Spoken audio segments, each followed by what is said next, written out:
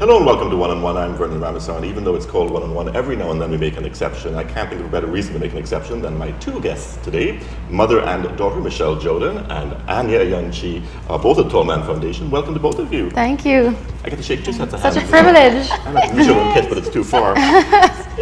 You've been having your viewing party for Under the Gun, which is your current show, which sort of fills in for Project Runway, I guess, this time around, and you're one of the mentors. And I think both of you came up to me individually and said, you know, friend, you should interview both of us together. Isn't that strange? It was just weird coincidence within minutes of each other. Strange, it's not strange. It happens a lot. And I thought, what a brilliant idea. And I can't say no to either one of you. So. Slightly narcissistic, if not brilliant. Yes, I mean, there is that, and on my part too, because I love both of you so much. But I wanted to discuss some things because I think it's interesting, the dynamic between the two of you and the rest of the family as well. Because, you know, Michele, you've been working, helping people for a long time. You've been a businesswoman. Anya, you've gone through a lot of celebrity over the last few years. You're a spokesperson for brands and things. You're your own brand now. And it seems family is an important part of this for both of you. I mean, even Tall Man came out of a family experience, didn't it? Absolutely. How important is family to each of you? Well, you start. Me? Yeah, it's good to hear what you think. First. Oh gosh, you know, I say in any interview that I'm asked anything about my family, or even what's the foundation of everything that I do, is that it begins with us. My brothers especially, I mean, of course my parents I owe everything to, but my brothers are my life, you know. They're everything that motivates me, they're everything that I live for. And even though we of course have everyday family dynamics of drama and whatever, like that, I think especially after Pilar died, one of our brothers, we became very Whose name you have tattooed on your wrist. Very, very conscious of what really is important to us. And I think between the boys and I, like, there's nothing that comes before us. And I think that's an amazing way to live our lives, really. And of course you have the dynamic of being the only girl. Yes. Which makes you ultra special and the first. So. Well, I don't know about special, but I mean, yes, but I think that we were very blessed to have been treated equally across the board, and I've never felt really, it was only the external projection on me that, oh, you must be the princess, and oh, you must be, but I never felt like that. I didn't feel less than that, but I never felt like I was particularly more important in any way ever. Was that important for you, Michele, to bring up all the kids equally? Quite the opposite, actually. I would say that I was very influenced into sort of 70s feminism, that whole movement when I went to university in the 70s into Canada. And thus you are still Michele Jodhan. And right. So testimony to that. And I really had a very strong sense of, I guess, evenness in terms of raising children, raising young people to be who they were, irrespective of gender. So, but there was almost an overcompensating, you know, that Anya was to be treated. That was my feminist side, and she was the eldest. And at one point, she was so willing and so competent, even as a young girl, that at one point it was becoming me, my assistant Anya, and our 5 sons. And I said, this has to end. You know, because she was just playing naturally into that role, partly I was a career mother at that point, and partly because she was just, doing her own role playing. And while I was, that for her. And so I think at one point I really tried to overcompensate for that so that she would not take on that role unless she chose it. You know, but yes, a little bit of all of that. But what is interesting, one of the things that interests me, what Anya said about what's happened with us in terms of our dynamic. And it's been sort of just curious to me particularly over the last couple of weeks, once particularly when Anya is here, because we're all living at home still in versions and rhythms. Sometimes there are 2 people in terms of the next generation, the children, and sometimes there's a whole lineup, because no one no one is married, let's start with that, and therefore no one is necessarily, Anya lives in New York, but when she's in Trinidad, she lives in Trinidad with us, and that's her base, and so forth, and so, with all the different versions. But when we're all together, we've also produced all these entrepreneurs. So we are all also working out of a very common space. So yesterday, and oh God, this is not to overreach things. Now, then. But one of the things I said to Anya yesterday is, so Anya's business then gets run from home. Her father always has a business that we run from home. My business life that is now sort of starting again is run from home, and this goes on with all of them. And I said, and you know, I just noticed that there's this dynamic between family life and home, and it's all happening in this house, which you know. And she said, yes, it's the factory. It's like Andy Warhol's factory. And you know, I actually had to go online and go back to the characteristics of what defined the factory, because a lot of insanity. It's not quite as wild, I don't think. I hope not. No, I think, oh God, I'd like to think minus some of the Right, aspects. yeah, some of the more but the out there, concept of family, the family dynamic, a certain individual expression on each of our parts, yet a certain unification and a thread that runs through all of us, and there's a relation running through every one of the businesses that are related. It's just quite extraordinary.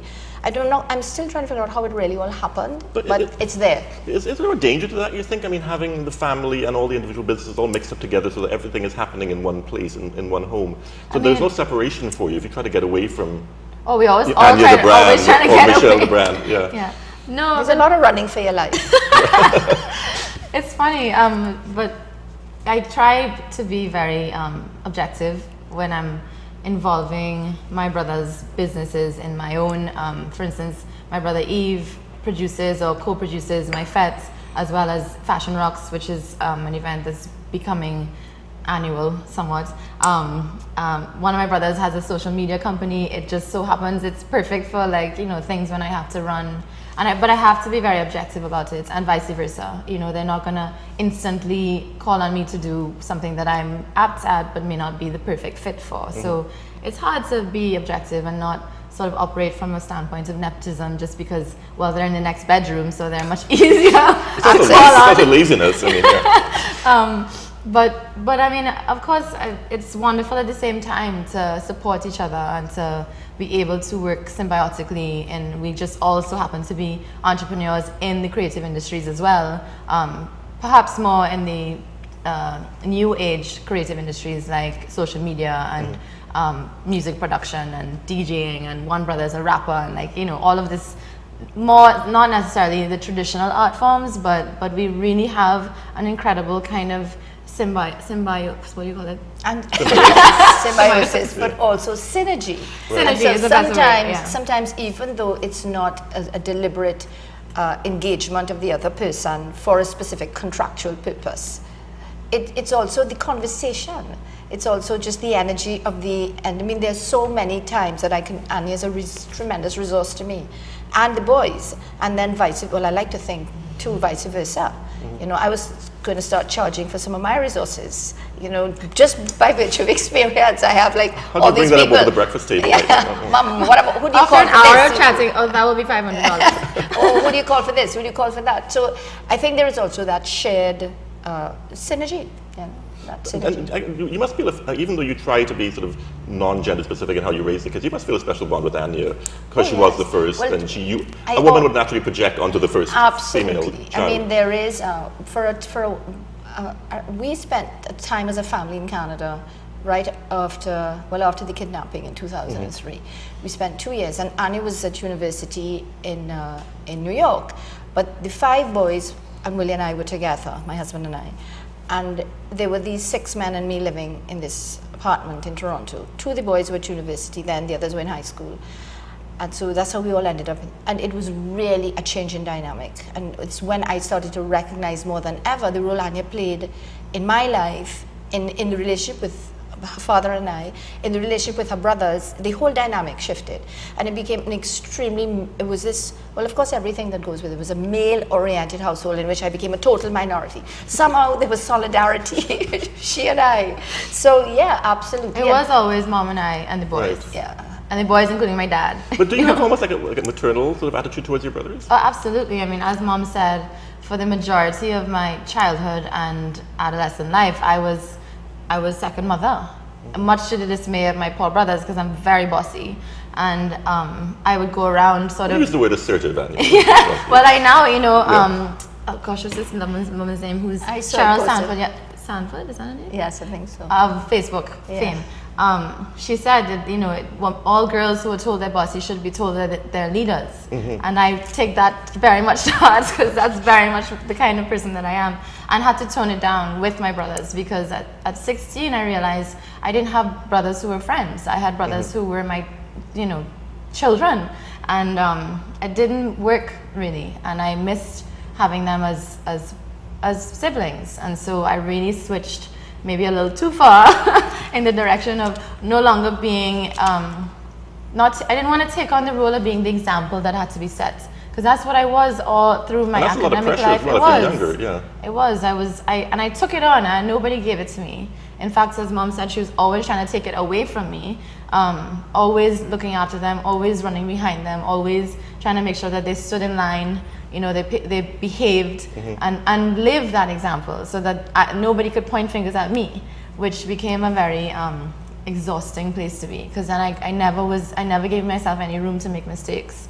And I think when I switched eventually to knowing that it was okay to be human, and that therefore opened up a space for me to be friends with them, now we have a much better relationship, much more organic, much more and more mutually respectful, in a sense that I think when they started seeing the humanness of me is when they actually started paying attention, and they were more willing to take my heed, you know, and I think it was a big lesson for me at that time, and still.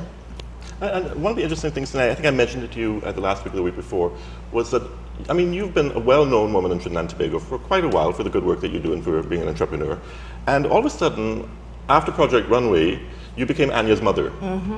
You weren't Michele Jodhan. No. And that must take a bit of getting used to. Absolutely. And I mean, I'm sure you must rebel against it to some extent. I know. It's not easy to be eclipsed.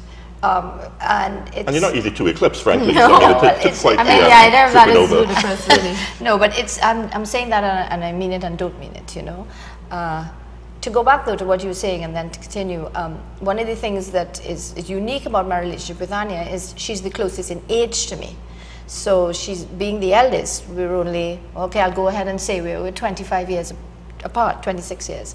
So there's a certain... People are checking Anya's age. I know, and now so I'm like gone through. So there is also that, because we also have a lanyard, and I was 40 when I had Will. And there is also the difference of being the mother of mother at 26 and mother at 40, and all life experience. So we've sort of also grown together in a certain way, and I think that has also fed and influenced and shaped our relationship. But in terms of Anya eclipsing me, yes, well, you know, I had some of that in my earlier life, because I had a celebrity sister, in the sense that Laurie, my sister, was a dancer, or is a dancer, was here, became very, very, you know, we danced together, and I was only 15 months older than her. But by 12, she was already the star. And by 16, she was the star. And I already had become Laurie's sister. So I've had a lot of experience. You've had practice in the area. Practice, more than you think. But I mean, having said that, that's the real egotistical sort of thing. Having said that, there's nothing greater for a parent than to see their own child flourish. And you are you're happy to be diminished for if it is that that's how it's perceived, if a child is flourishing. I mean, you'll do pretty much anything as a parent. There is something in the dynamic. But it's because of the things we said earlier. I think what has happened is Anya's flourishing has allowed me to flourish, and I maybe feel a little eclipsed, you know, when nobody even remembers that my name is Michele. But so okay, that's as I say, human. But really and truly, she has actually pushed me into becoming more of who I thought I was, could have been, and really was eclipsed in the years of being a career mother. And I really think, right, this stage of my life, I've never been more poised to be more of who I am. And a lot of that is Anya. Because in fact, I mean, now at this stage in your life, you're doing quite a few things. I mean, you've got the Tall Man Foundation, which is, of course, a passion for the whole family. You're on television as well, doing your Christian meditation on, I can't remember the cable, is it 10? I wonder why you could. I have a bad memory, that's why. It's Channel 10. Channel 10. Which used to be designated EWTN. EWTN has shifted, and it's Trinity TV. So you're involved in that, and you're also entering the dramatic world as well. Well, from an executive She producer. lives in the dramatic world. Well, yes, like you mentioned, the household is household quiet drama. place, yeah. Yes, executive producer in that sense, yeah. Of a play. You mentioned the fact that you sort of are living more now and you share things with the family and the joys, but I mean, there have been some horrible tragedies in your family as well. Kidnapping, losing Pilar, the problems you had with that media exposure that was unwanted, unnecessary, and really traumatized you and, I gather, the family. Do those things bring you closer together, or do they cause rifts within the family? Or even just between the two of you? I would say they do both. Yeah. You know, nothing does really all of one thing. I mean, one thing only. They do both. They destroy you, and they rebuild you. There is destructiveness and destruction, and there's potential renewal. It's done both. It's played every havoc that anyone could potentially imagine on every level.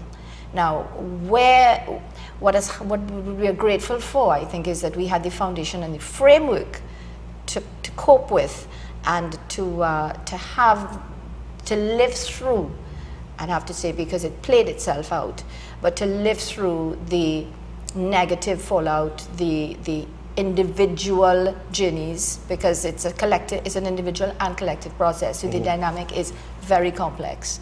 But to allow every individual to walk each of those that you've mentioned, roads, and of course most particular the loss of Pilar, and so the framework was, I think, strong enough, if that's the right word, to hold everyone's individual collapse and journey, and the whole, and then to be resilient enough to allow us to be renewed.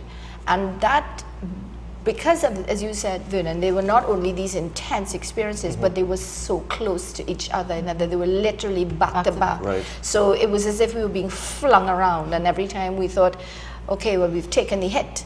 You know, to be very honest, after the kidnapping, don't ask me where I got this concept, but I guess it was a form of coping, and it was also just whatever. I just thought, okay, we've done our part personally, we've done our part in the society, we've taken our blows, that's it. Now we regroup and we move forward.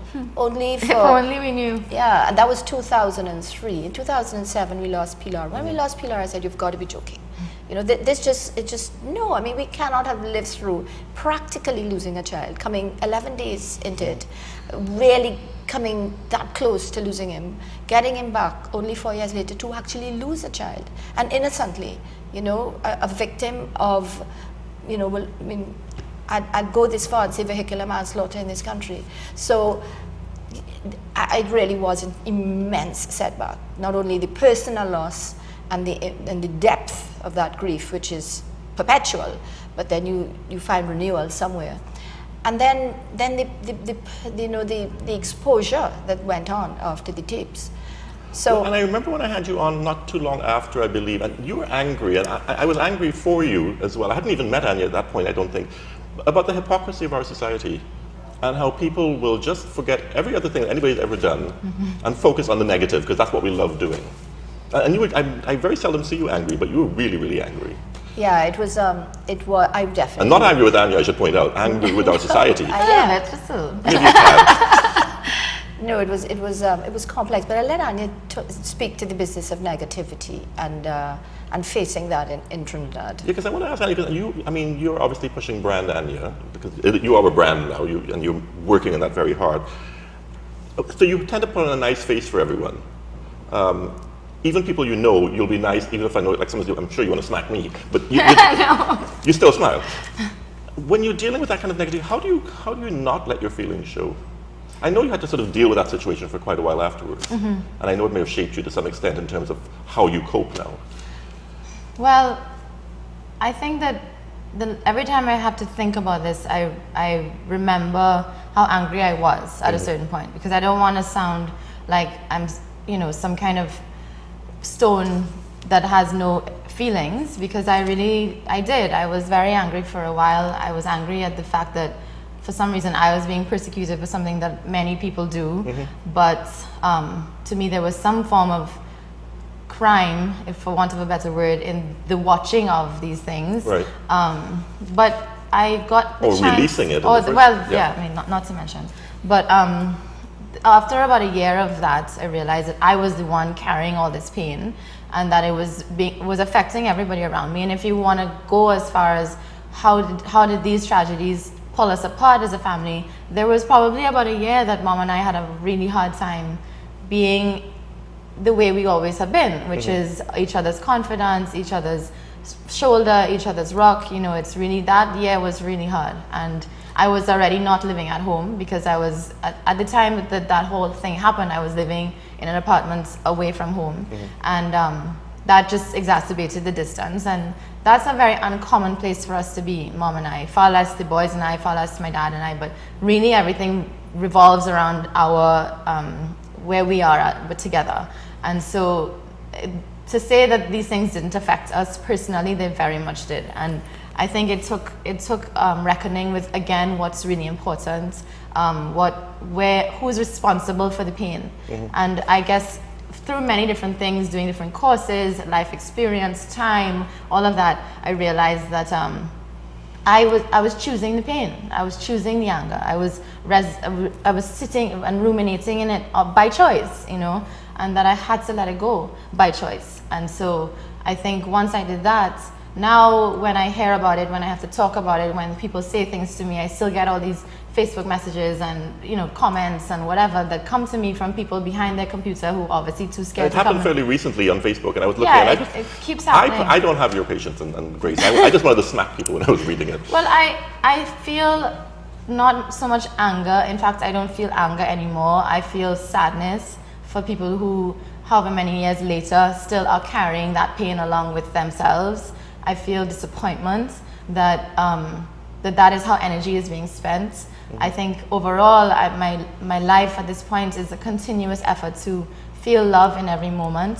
I'm not super successful at it, but I know that that's my mandate, you know, and I know that if I can do that, and if in every moment I get better and better at that, then I'm really succeeding. And nothing else really is a marker for success for me more than that. And so if I can read comments and I can see that people still have some sort of grouse for something that I did innocently many more years before I was Miss Trinidad and Tobago, many more years before I had any sense about myself, and I can seriously, honestly say that what helped me release a lot of that pain was taking accountability for my role. That I made those tapes, I was in them, I did it by choice, nobody forced me, and I have to pay the consequences, even if it's on a much larger or maybe disproportionate scale than other people may have to. Yeah, but there's consequences based on it was not your intention to have those no, things released. No, it wasn't. But I can't be mad and at some people have actually suggested that, which I found. I know at the time, Michele, you had said, why? Anya loves her family. She's not going to release something that's going to do that to the family. But if someone doesn't know that I do, then I understand why they may assume that I could be that kind of vindictive person. And I've also realized, actually very recently, in a recent interview that I did, that a lot of people don't really know who I am. And I have to take also responsibility for the person that I exude, you know. Maybe this was born from my first experience being publicly known, was being a beauty queen. Right. And there's something about being a beauty queen that masks a lot of the real person. I was representing Trinidad and Tobago. I wasn't representing Anya, Ayoung, Chee. And I think that it set the tone for how guarded I was and have been in a public forum. When I'm with you in my home at a viewing party of my show, then I'm me, because there are no cameras and I trust you. And it's the same thing with... it's great seeing you being you, which I have to admit, it certainly is a nice thing to see, because it's not... The poise isn't always there. You're just being yourself. Yeah. And I do think, honestly, living in New York has broken down some of that, because New York is a very raw environment to live in. There's no time for airs and graces. It's either this or that, or we have no time for you, you know. And it's kind of a relief, you know, because growing up as one, always feeling I was representing my family, two, going to St. Joseph Convent, which certainly sets up a certain expectation of who, as a convent girl, this is who I am. Right. Being a dancer, which meant I was always on stage and always presented a certain kind. I mean, being a ballerina on top of it, I wasn't doing even modern, that is more raw. All of these things set me up for, then being a beauty queen, set me up for, well, this is the expectation of who you are supposed to be. And then when I did that interview, not even less than 2 weeks ago, I was kind of blown away by the fact that maybe not everybody knows that there's a real person under here, you know? Or maybe we don't want to know Maybe you don't want to that know. well-known people or celebrities are real people. Right. Because we rather just be able to dehumanize them and tear them down or That's build them up as we absolutely feel. true. And I embrace that, you know? I recognize that I chose this life. I will never deny that I opted for it and that it's easier for the average person, including me. I will never say that you know, if I happen to see something about Kim Kardashian or Miley Cyrus, that words don't come out of my mouth that I actually don't mean. I don't know the person, I don't know what they're dealing with, I don't know the dynamics of their life, but I somehow feel this entitlement to talk about them as though they're sitting right next to me. And I think that's what happens with me. And so I guess what's the long and short of it is I treat myself in the public persona as though it's not me, because it really isn't me. And the person who's being spoken about wherever and comments are being made that are derogatory or hurtful, it's not about me, this person. It's about this construct that I created and that I put out there, and it is what it is. And you can separate yourself emotionally if you need to. We're out of time for this interview. You both wonderfully, graciously said you'll do a second part if we do it really fast. So we're going to do that. We're going to pretend we're going to go away now and come back again with part 2 right after this. Anya, pleasure having you on as always. Michelle, always Same great having you here. outfits coming up. Yes, and we'll all be wearing the same outfits. You've been watching One and One. Join us again tomorrow for our second part of this discussion.